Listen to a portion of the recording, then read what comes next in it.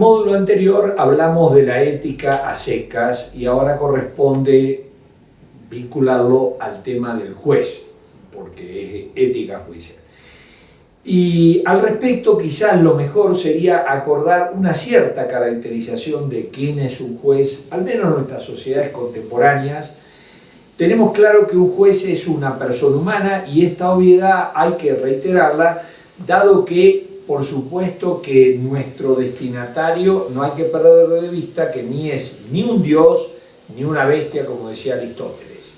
Por ende digo, vamos a hablar, el juez es una persona humana a quien la sociedad le ha dado un poder. La fuente del poder de un juez es justamente la sociedad. Esta es la lógica democrática. Pero además, esta situación de empoderamiento de un juez, en el sentido de que el juez ejerce un cierto monopolio, tiene un cierto poder. Bien, ¿y en qué consiste ese poder? Es la tercera característica. La sociedad le ha dado a esta persona humana este cierto poder para discernir, derivar racionalmente desde el derecho vigente la mejor solución para el caso que tiene bajo su jurisdicción. Para eso está un juez en la sociedad y para eso la sociedad le ha confiado ese poder, para derivar racionalmente desde el derecho vigente la mejor solución al caso. De manera tal de que subrayo de esta tercera característica es que el trabajo del juez transita a través de la razón y su objeto es encontrar la mejor respuesta en el derecho vigente. Ahora bien, la cuarta característica es que la sociedad no confiere este poder de una manera arbitraria, irracional, no anda tirando al aire para que cualquiera tome lo que pueda tomar del aire esta tarea judicial. La sociedad más bien intenta identificar ciertas idoneidades a la persona que le va a confiar este poder. Y las idoneidades hoy de aquella persona a la que le vamos a confiar el poder de discernir racionalmente del derecho vigente la solución justa o mejor solución para el caso, son 6 idoneidades. En primer lugar, la idoneidad científica, que él conozca no solo a la ley, sino al derecho. En segundo lugar, que lo conozca al derecho para decirlo en cada expediente. La idoneidad esta la podremos llamar idoneidad prudencial, operativa, resolutoria, aplicativa, etc. Luego una idoneidad física, todas las profesiones requieren de una cierta idoneidad, condición física. En cuarto lugar, una idoneidad psicológica. En quinto lugar, una idoneidad gerencial, dado que el juez lidera, administra recursos humanos, espacio, tiempo, etc. Y finalmente, la idoneidad ética. Es decir, tenemos claro que como el juez ya no es, no sé si alguna vez lo fue, ese ser inanimado, la boca que pronunciaba las palabras de la ley, sino alguien que puede elegir de entre las distintas respuestas que brinda el derecho, el problema que se le plantea a la sociedad, ¿a quién le va a otorgar este poder discrecional de elegir la respuesta? Y aquí aparece la necesidad de esta idoneidad ética. O sea, la sociedad escoge una persona confiable a los fines de otorgarle semejante poder a un juez. La idoneidad ética. Y a veces surgen dudas cómo acreditar, cómo identificar una persona de una idoneidad ética apropiada y de otra que no la tiene. Y la verdad que en este sentido tenemos, por un lado, la experiencia anglosajona y por otro lado, nuestra propia experiencia de vida. A ver, la experiencia anglosajona, ¿qué nos dice? Que cuando van a elegir, sobre todo un juez federal, lo que se fijan es justamente una serie de hábitos, comportamientos que intentan identificar a través de ello esa idoneidad ética. Por ejemplo, se busca de esa persona que está como candidata, presuntamente candidata a juez federal, por ejemplo, las infracciones de tránsito. ¿Por qué las infracciones de tránsito? Porque eso está revelando cuánto respeto le tiene esa persona a la sociedad, cuánta disposición para cumplir la norma tiene esa sociedad. También se investiga, supongamos, si ha pagado impuestos, si no ha pagado impuestos, cómo ha tratado la gente que ha trabajado para él, etcétera, etcétera. Es el club donde asiste, el colegio de los chicos, el barrio, etcétera, etcétera. Pero además de esta experiencia anglosajona, yo creo que podemos recurrir a nuestra propia experiencia de vida. ¿En qué sentido?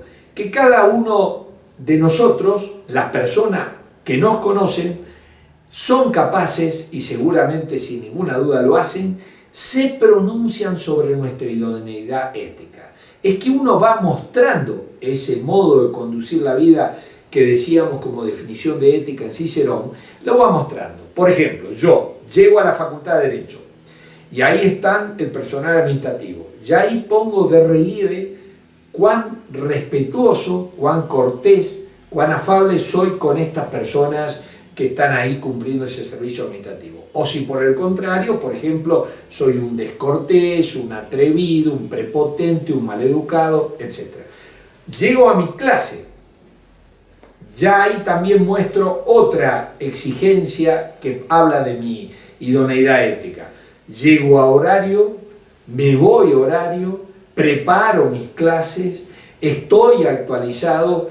Aquí aparecen exigencias éticas como responsabilidad, conocimiento actualizado, hacer bien el trabajo que tenemos que hacer, etcétera, etcétera. Llega el momento de los exámenes, ahí aparece la honestidad. Es decir, yo juzgo a todos los alumnos con la misma vara, tengo una vara preferente para los amigos de mis hijos, etcétera, etcétera. También esto habla de honestidad en el trabajo. Pero después uno podrá consultarle a mis colegas de la universidad cuán confiable soy, si lo soy, o por el contrario pueden decir que no soy confiable porque de algún modo prometo y luego no cumplo, porque de algún modo me dejo arrastrar por donde venga el viento, trato siempre de tener una actitud acomodaticia, etcétera, etcétera. En una palabra, más allá que tenemos en un terreno donde no podremos tener certeza, sí tenemos la certeza que podemos tener en el campo moral, una certeza práctica. Las personas que nos conocen, por eso es interesante lo que hizo la Argentina, el decreto 222, cuando asumió Kirchner, que puso ahí un nuevo mecanismo de designación, que consiste que cuando van a nominar a alguien, hacen público, exponen, mejor dicho, a la opinión pública ese candidato para ocupar la magistratura. Y por ende, todos los que los conocen a estos candidatos pueden pronunciarse. Y seguramente es importante, por ejemplo, que hablen los clientes de ese abogado que está nominado para la magistratura. Nos interesará saber, por ejemplo, si ese abogado como tal dejó caducar una serie de expedientes, se quedó con capital del cliente, en fin, demostró una incapacidad brutal para manejar al expediente, trató de obtener ciertos favores de su cliente, etcétera, etcétera, etcétera. Intentamos ver no su idoneidad científica, cuántos libros escribió, ni siquiera si es capaz de dictar sentencia, sino que estamos hablando de lo otro, de esa idoneidad ética. Ahora bien, me gustaría señalar rápidamente en este bloque las diferencias que puede haber entre el derecho que regula al juez y la ética que regula al juez. Sin duda hay una serie de normas jurídicas que contemplan comportamientos que solamente podemos desarrollar los jueces. Vender una sentencia, sin duda, es una cuestión solo de los jueces. Muy bien, entonces, comparando el derecho y la ética regulando el comportamiento del juez, uno podría identificar distintos criterios distintivos. Yo tengo varios, pero se me ocurre marcar al menos un primer criterio distintivo. El derecho es un mínimo de la ética. Por supuesto que el derecho toma exigencias éticas, avaladas por la ética, y las consagra les da la cobertura propia a través de una norma jurídica,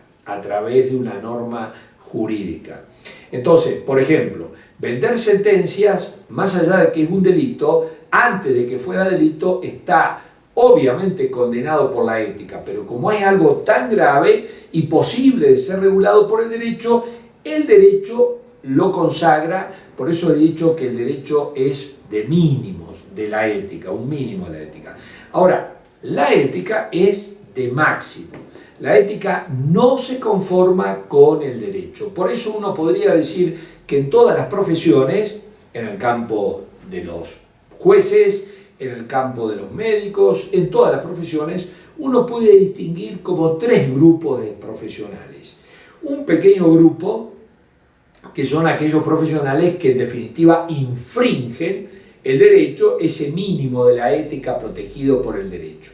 Ahí estarán esos jueces que han vendido sentencias, que en definitiva este pequeño grupo son los que están en la cárcel o sometidos a juicios penales.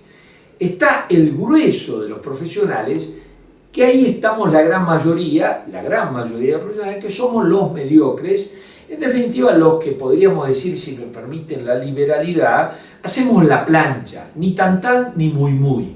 Por supuesto no vendemos sentencias, pero tampoco, en fin, se nos va todo el esfuerzo en cumplir el trabajo.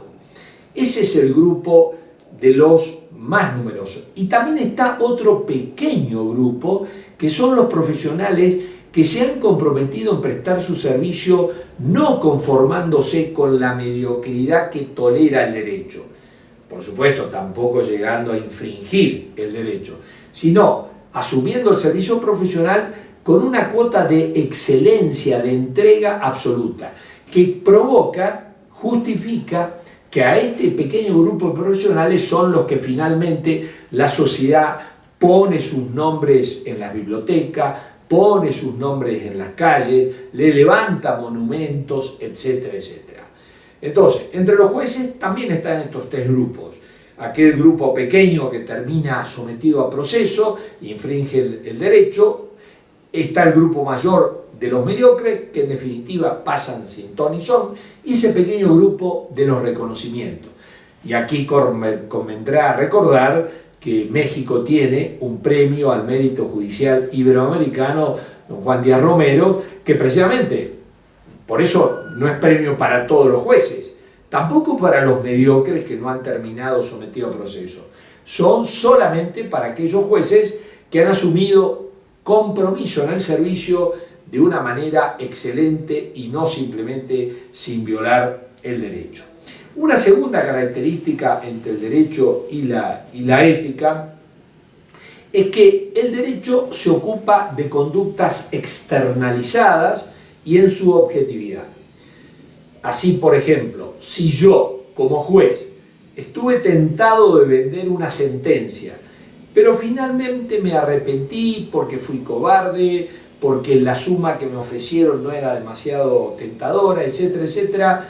Incluso, aunque se haga público esta especie de casi conducta realizada, ningún juez penal podrá proceder, no podrán decir por qué usted no hizo lo que tenía ganas de hacer y lo vamos a someter a proceso.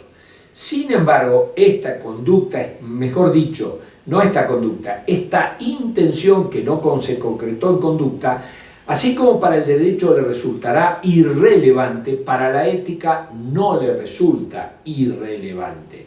La ética estará preocupada si yo finalmente no vendí la sentencia simplemente por un temor repentino, porque la suma ofrecida no era lo suficientemente tentadora, etc. Como he dicho, el derecho se ocupa de lo externalizado y objetivado, pero la ética pasa por ahí, por la intención de una manera privilegiada.